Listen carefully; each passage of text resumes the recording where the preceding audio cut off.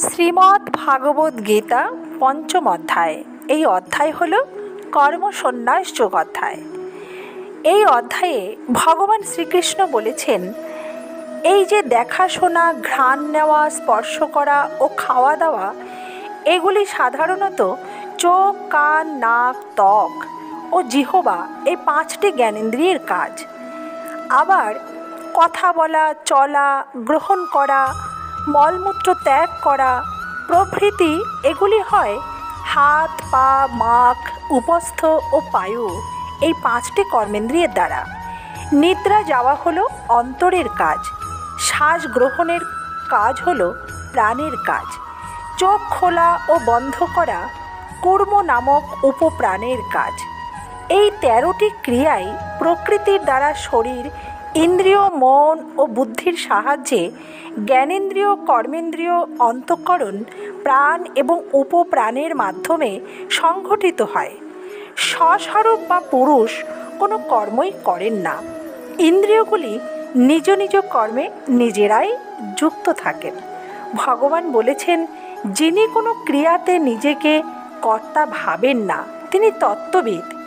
বিবেক ও বিচার দ্বারা যিনি নিজেকে অহং হতে পৃথক রূপে জানেন, যিনি নিত্য চিন্ময় তত্ত্বে স্থিত থাকেন, তিনিই তত্ত্ববিদ।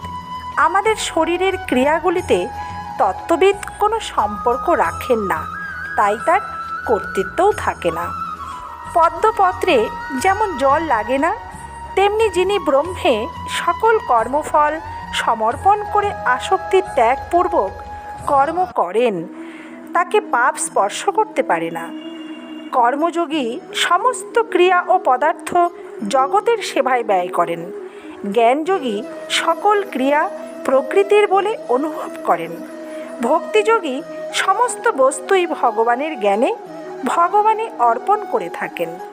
ভক্তিযোগী মনে করেন সকল বস্তু এবং শরীরাদি এই সবই ভগবানের। এগুলির দ্বারা যে ক্রিয়া হয় সেই ক্রিয়াও ভগবানের, তিনি নিমিত্ত মাত্র। ভগবান শ্রীকৃষ্ণ বলেছেন, কামনা উৎপন্ন হয় আসক্তি হতে এবং আসক্তি উৎপন্ন হয় অজ্ঞানতা হতে।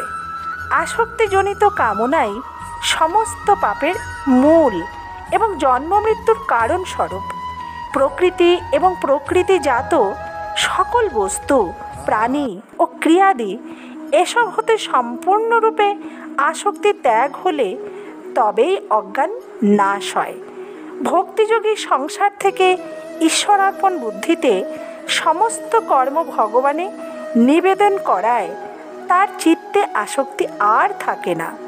পদ্মপাতা জলে থাকলেও যেমন তাতে জল লাগে না, ভক্তিযোগীও তেমনি কর্ম করলেও সর্বদাই নির্লিপ্ত থাকেন, তার কোনো পাপ পুণ্য উৎপন্ন হয় না।